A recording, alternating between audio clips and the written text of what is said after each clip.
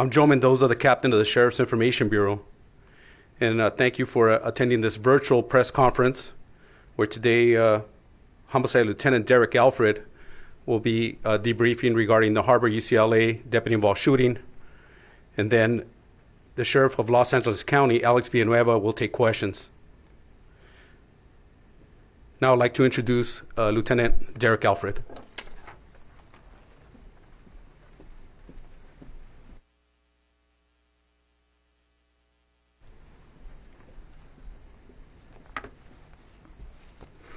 Good morning, and thank you, Captain Mendoza. I'm Lieutenant Derek Alfred of the Los Angeles County Sheriff's Department Homicide Bureau. I will be discussing an LASD deputy-involved shooting that occurred at 1000 West Carson in the city of Torrance at the Harbor UCLA Medical Center. This incident began on October 6th, 2020 at approximately 11:15 p.m. when two deputies assigned to South Los Angeles Station were working a two-deputy security detail inside a patient room on the 4th floor within the Harbor UCLA Medical Center in Torrance. They were assigned to provide security for a deputy who suffered an on-duty injury. The two female deputies assigned the detail were inside the injured deputy's room when they heard loud banging and screams coming from somewhere nearby. One of the two deputies elected to stay in the room with the injured deputy while the other deputy exited the room and walked down the hallway to investigate. A few rooms down the hallway, the deputy found the source of the banging and screams. The deputy looked into a large hospital room and saw the room contained multiple beds, 3 members of hospital staff, and 3 patients on or near the hospital beds. The deputy then saw a male patient, a male Hispanic, 34 years old, in a hospital gown. He was standing and facing the large window of the exterior wall. The male patient was experiencing a psychiatric crisis, and he was attempting to smash the 4th floor window out with a piece of medical equipment known as a subsequential medical device, which is pictured to my left. This device is a compression machine encased in steel, and it weighs approximately 6.5 pounds. The source of the screaming was the medical staff. Can you switch to the photo of the damaged window? This is the window inside the room with the medical staff, patient, and the 34-year-old male patient. The deputy at that time directed the medical staff to remove the other patients and leave the room. The male patient continued to beat on the window as he stared out through it. An announcement was broadcast over the hospital public address system to summon medical staff who specialize in these situations. After learning help was on the way, the deputy returned to the room with the injured deputy and her partner and resumed her security detail. The deputy entered the room and then closed the door behind her. The deputies then heard additional banging coming from the hallway. The deputy who originally stayed with the injured deputy stood nearest the closed door inside the room that led to the hallway, when suddenly the safety glass window of the door shattered.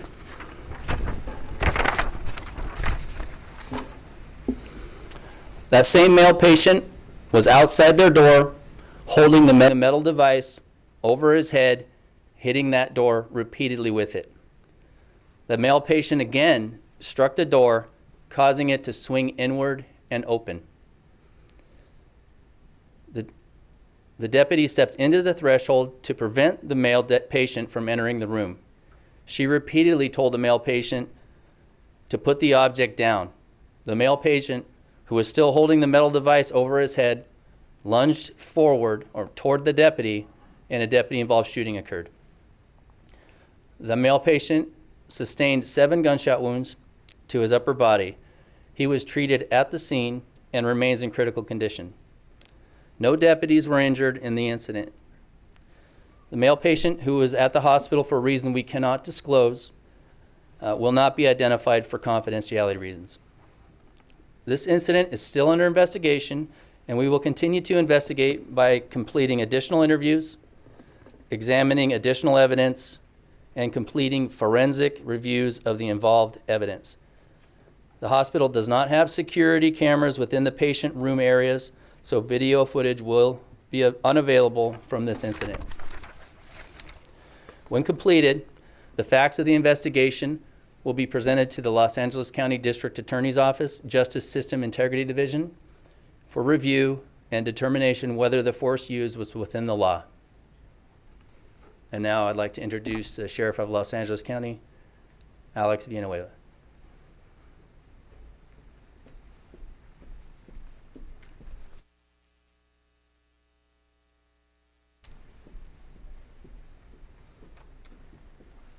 Good morning, everyone.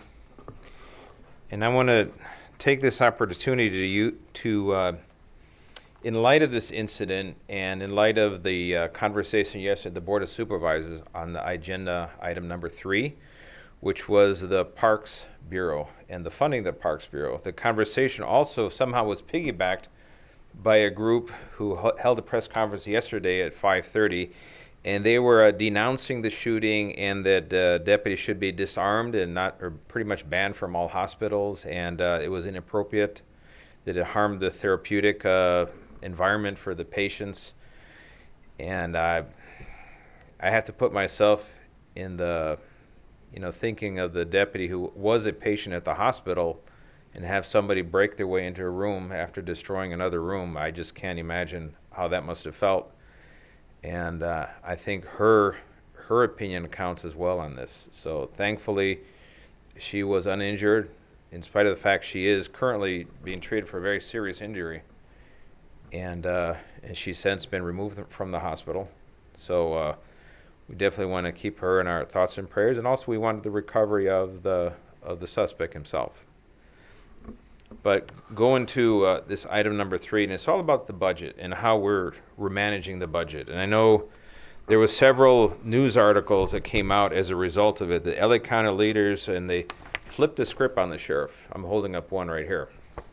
And saying he defunded his own Parks Bureau. Well, what we need to do is we need to pay attention to the argument that's being made by the Board of Supervisors, by County Council, and the CEO's office. And we need to understand that the budget of the sheriff, the budget of the district attorney, the board, they have their right, they have the obligation. In fact, that is their main function, is to fund all of the county departments, all 37 of them, including those that are run by elected county leaders, such as myself, the district attorney, and the assessor. However, their responsibility, their ability to manipulate that budget once the budget has been finalized is over. And that's the part that they don't seem to accept. So I'm going to read a quote, and this is from the Attorney General. This is an opinion from the Attorney General, and they crank out these opinions on a regular basis, depending on what the topic is. And this opinion is known to County Council, but apparently not convenient to their argument, but we need to read it in its entirety because it's very important, a very important section. And this is Brand versus Board of Supervisors. This is from 1978. And it says here, we note the board, referring to Board of Supervisors, we note the board not only had no duty, but also had no right to control the operation of the jail. A Board of Supervisors has no legal authority to use its budgetary power to control employment in or operation of the sheriff's office. Only the sheriff has control of and responsibility for distribution and training of personnel and the specific use of funds allotted to him. So I think the Board of Supervisors needs to take note of that. But it goes further than that. It makes it very, very clear. The budget process itself is integral and complete upon adoption of the budget. It does not encompass the management of budgetary resource allotments. That is a responsibility for which is conferred by the Constitution or laws upon other county officers, either expressly or by necessary implication. So in essence, there's a bunch of different rules and laws are imposed by the Constitution, by various different state laws governing that in the government code. So accordingly, it is concluded that a county board of supervisors is not authorized to govern the actions of a sheriff or district attorney concerning the manner in which their respective budget allotments are expended or the manner in which personnel are assigned. So we're sending this Attorney General opinion back to the Board of Supervisors just in case they didn't get the memo. We want to make sure they get the memo, they understand it. They have a role to play, and we definitely want to make sure they do that role. They discern what are the interests of the county as a whole, and acting on those interests, they have to establish the budget. But once the budget is established, they have to keep their fingers out of how the sheriff, the district attorney, and the assessor manages their respective county departments. That is not their job. And by trying to defund the entire department's operation, which they have succeeded, they have defunded us by $145 million in this fiscal year. They took $40 million from the previous fiscal year and gave it back to us somehow to minimize the damage they caused, and claiming it's only $105 million. No, it's actually $145 million. So when they froze $143.7 million of our service and supply budget last year, that was also illegal, because that is, again, interfering with the budget allotment that already has been decided and is done. So once they approve the budget, their role is over. It's up to me. That's my responsibility on how to spend that money and spend it wisely. So when we have competing interests, we have to decide what causes the least harm. And that is part of the implications when you defund a law enforcement budget the size of the sheriff's department. You're hurting people. We've already defunded. In fact, this is Supervisor Mark Riley Thomas seems to be unaware of this, but he himself defunded all of the youth activity leagues throughout the county. Because by cutting our budget, we could not sustain positions like youth activity leagues that did not have a funding source. This is simple. This is something that's been explained to each justice deputy of each supervisor. This is explained to them in person, and we got rid of all unfunded positions throughout the county. There was over 100 of them in patrol alone. And these were youth activity leagues. These are school resource deputies, your crime prevention deputies, some of your cops teams at the local level, service area or special assignment officers, community relations. All these different entities were defunded by the board because they decided not to fund them anymore. In the past, under my predecessors, they ran a huge budget deficit of $100 million, $101.8 million the last year of my predecessor. And they just said, no problem. They just signed it off and they just balanced the budget after the fact. But when I came into office, all of a sudden they were unwilling to fund anything that did have a funding stream to it. So my responsibility is I have to eliminate all positions that are not unfunded. So this is not me doing this. This is the board deciding not to fund these positions, each and every one of them. That includes all of the youth activity leagues. So when they defund the department, this $145 million, we're stuck with now losing over 1,000 positions in custody. So South facility is closing. And that's 700 inmates that have to be transferred into other jail facilities, which means the risk of COVID-19, the spread of it is going to increase because now we're cramming more inmates into smaller spaces. It's pretty simple math. This sometimes eludes the Board of Supervisors, but I have to say, I have to speak on behalf of the inmates in the jail because they're my responsibility, my obligation. I have to ensure their safety. I also have to ensure the safety of all the personnel assigned to the county jail. So trying to cram more people into smaller spaces is not an answer during the middle of this pandemic. And when you're sitting on a $600 million surplus of the county fund, and at the same time, we're the only county department in a crisis mode trying to, rob Peter to pay Paul, well, that is not advancing the public's interest in any way. So the Board of Supervisors, they need to set our budget right and fund everything. Now, back in 2009, the board did a study about Parks Bureau, and they concluded that we were the best operation. It was going to be the most effective use of county resources and provided the best bang for the buck, so to speak, in terms of public safety in the parks, and we have done that. And I want to thank Supervisor Barger for realizing that, acknowledging that. But then, at the same time, you turned around and defunded the parks. You defunded all of our operations. And where you're leaving us with no choice but to decide which arm we want to cut off, you can't complain about the results. All right? So this is a good example of that. So we need to have a fully functional budget that covers all the priorities of the county. And in terms of Parks Bureau, obviously, it's the lesser of many evils that we're faced with. And anybody in my position would have to take the same approach. And remember, we started with a $3.4 billion budget. Now it's down to $3.2 billion, while the county's budget increased from 34 point something to already 37.6 billion. Strange how the county budget overall can increase while the sheriff's department budget is decreasing. And we're stuck with all of these bad situations. And this is entirely falls on the shoulders of the Board of Supervisors. You need to fund the entire operation of the sheriff's department and stop harming public safety. So when you do these cute little agenda items talking about enhancing public safety while defunding it, that's utter nonsense. Are you listening to me, Supervisor Ridley Thomas? There is no enhancing by eliminating tan and green through all of our parks. They're all the places where people expected to see us, appreciate us, value our presence. And we're going to continue providing that. So with that, we'll take any questions from the presentation from Homicide Bureau regarding the budget, and I'll open it up. Let's see, here we got one already. Okay. Why did the deputy's room need security? This is from Aline Chekmedian from the LA Times. Okay, why was it provided then? Did the deputy's room need security? Why was it provided then by a South LA deputy instead of the LSD unit at Harbor UCLA? Well, if you take the unit at Harbor UCLA and you send them to a room on the 4th floor of the hospital, they're no longer at where they need to be, which is at the entrance to the hospital, the emergency room, where all the conflicts occur, with all the gang members show up with their victims full of bullet holes, armed with weapons, all these different conflicts that happen. A lot of things happen, and the central focus is in the emergency room and the waiting areas, not up in the deep into the bowels of the hospital itself.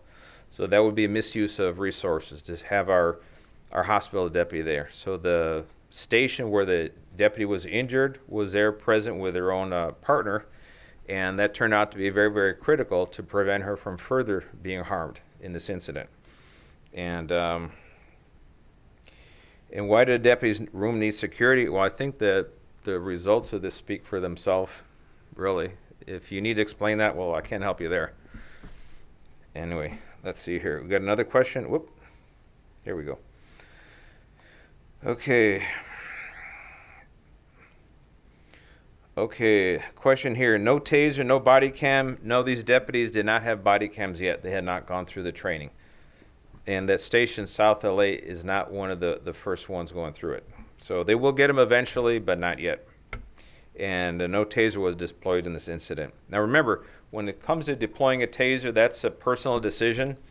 And you got to realize, to be effective with a taser, you have to be extremely close to the person. And if the person is armed with a weapon that could hurt you, that's a tough choice to make.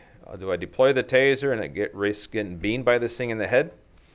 Or you deploy lethal force, because that is a representation of what constitutes lethal force. All right.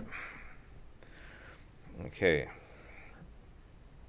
Okay, what about the corruption with Sheila Kuehl? The FBI needs to investigate it. Well, that's not my decision there. It's up to the FBI to do that. Okay. Let's see here. Now, something I can mention, since this is Facebook and Instagram, is that I know I was on Channel 7 just now at ABC, and they asked about some kind of resolution that the Civilian Oversight Commission is going to do tomorrow. And I think it's time we have an elected Civilian Oversight Commission. They need to be elected independently by the residents of LA County. Because I got 9 commissioners, all 9 are political appointees of the Board of Supervisors, just like the Inspector General. 7 out of the 9 are attorneys. 1 out of the 9 are Latino, in a county that's 50% Latino.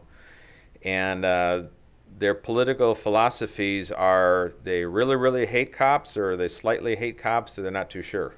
And that doesn't really represent the breadth of people's opinions on law enforcement in LA County. So they're non-representative in any which way you want to measure them, and they're political appointees of the board, and they act like it because of their actions.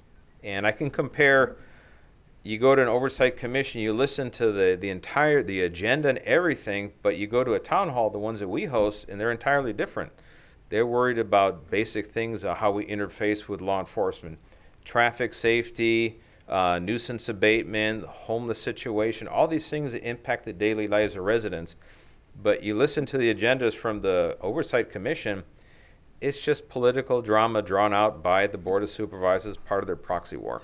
And we just got to keep that in mind. Okay. Uh-oh. Wait, I got, okay. Okay. Okay, Sheriff, this is again from Aline Chekmedian.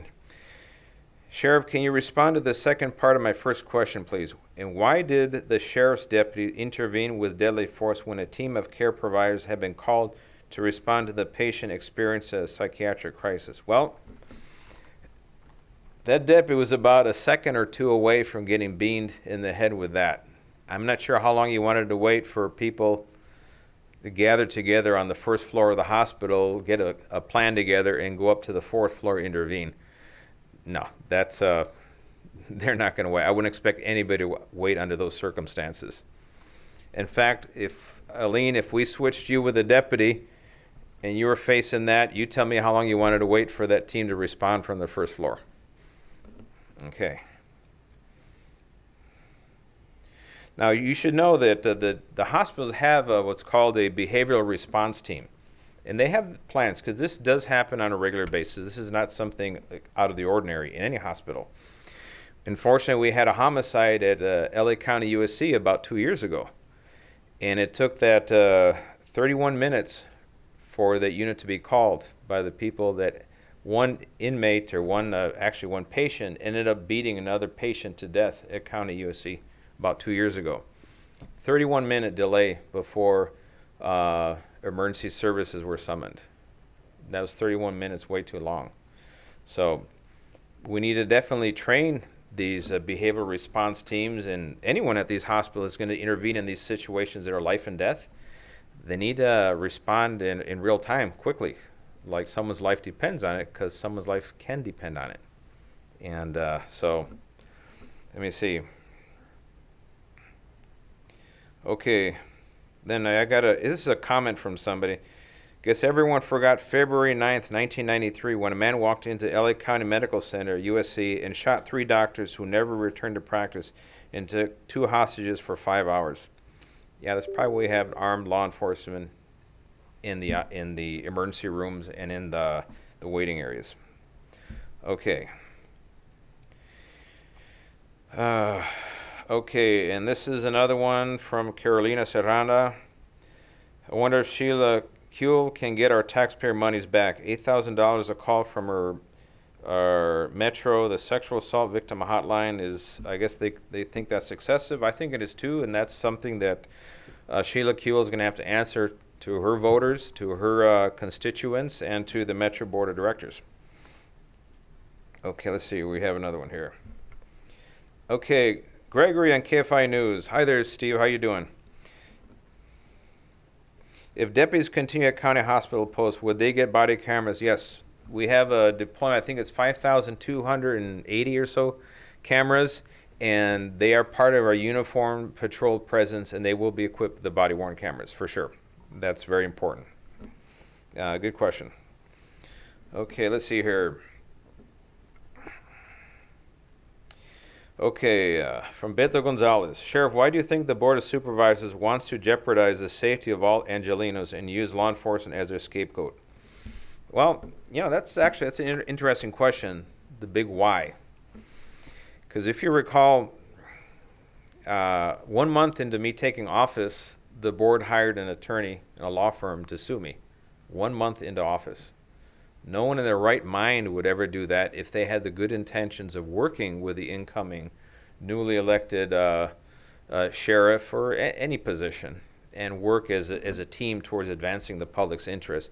No one in their right mind would ever do that, much less when they know the circumstances of it and being told in private the entire circumstances of it. So now that this whole the civil unrest and the whole the BLM protests, the whole issue about public mistrust of law enforcement, it's politicians seize opportunities. I guess that's what they do. So they think somehow they can fund their pet projects by defunding law enforcement at the same time. If you look at who stands to benefit, look at all those organizations that are affiliated with Alternatives to Incarceration. Look at all those 501Cs, all those different organizations. They're going to be the ones that are going to be rolling in the money. They're not going to be accountable to anybody, and they'll do it by defunding law enforcement. But so for the books of the county, it doesn't look like they spent a penny, because they really took from one and gave it to someone else. But when they're taking it from law enforcement, you're harming public safety. There's no way around it. Okay. Okay, one question here, and let me know if I got this right. How close was the deputy when she opened fire? How many times did she fire? I believe it's a she. The distance was probably like from me to the monitor, a few feet, right? A few feet, yes, sir. And fired 5 times. 9 times. 9 times, hit 5 times. 7. Okay, why didn't she allow hospital staff to handle this situation? The doctors have said they have a team that deals with aggressive mentally ill patients. Again, their behavioral response team, great idea when they're there.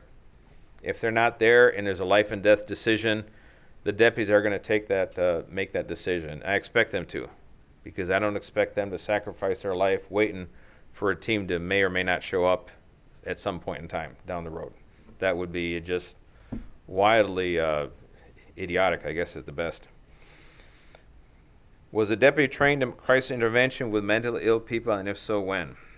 I'm pretty sure the deputy went through the basics on crisis intervention training, the CIT training. That's a 32-hour course we put on. We send all of our patrol deputies through it. We also have mental health awareness training in patrol school, so they get the course there. They also get in the academy, so they have 3 different phases where they're going to get this. Also in custody operations, that's the 4th time they get mental health awareness training and crisis intervention training. Good question. All right. I assume that's Frank Stoltz. Okay. Okay, this is from Carolina Serrana. What kind of experience is required for the Oversight Commission, other than having the board officiate over their wedding? To have other than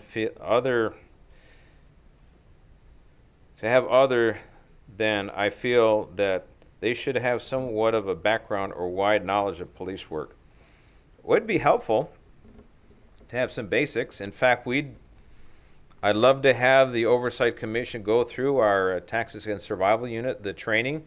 We have elected officials, we have community leaders, civic leaders, religious leaders who are going through that training. And it's an eye-opener, really, because it puts you in the shoes of a peace officer in various encounters. We even recreate some of the encounters that result in officer-involved shootings.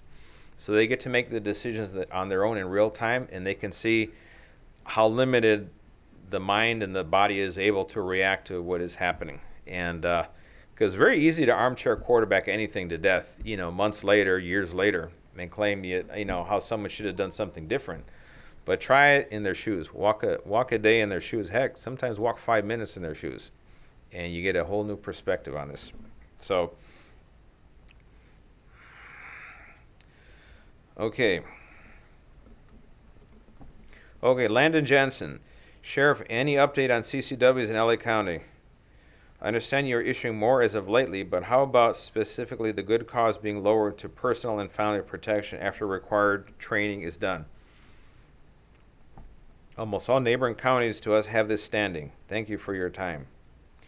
Well, we're constantly revising and updating our applications for CCWs.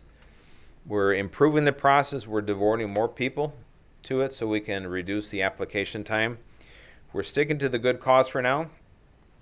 I think it's a right at this point in time. And it's increasing. We're going to see about a 400% increase in CCW applications that are granted. And we're seeing the increased traffic to our website and to the application process. But just because you're you think you should have one, and we're going to be a shall issue state or a shall issue county. That's not accurate. We're not going to go there right now. And just if you believe you can meet the good cost standard, submit it. Just articulate why. In a lot of cases, it's been very easy.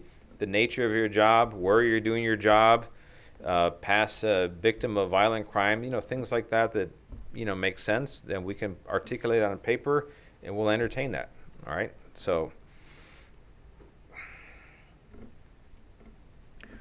what is going to happen to all of the Parks Bureau employees? Very good question.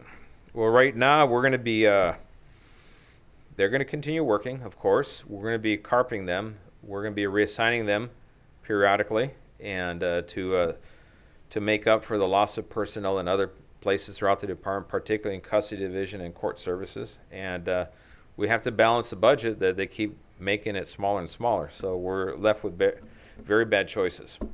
But we're also going to continue to provide service to the LA County parks throughout LA County. We have patrol stations. There's always one near every single county park. There's a patrol station, so we're able to respond anywhere throughout the county. And I think we'll leave it at that. Are we good? All right, so I want to thank everyone for paying attention, for dialing in, and please make sure you use your masks. It's important. Stay safe out there, and have a safe Halloween that's coming up. And by the way, if you're wondering why I was wearing pink, this is a National Breast Cancer Awareness Month, and we're raising funds for a treatment center in Pomona. And we sell the patches online, and each patch I think generates $10 for breast cancer, for treatment, for screening, and all these things at the Pomona facility. So it's going for a good cause. So you can dial us up online at LASD.org, and there's going to be a link to purchase the pink patches. And this is a campaign that last year countywide raised about $400,000 to the City of Hope. And so it's going for a good cause. So please dial in, and let's raise some money for breast cancer awareness. Thank you.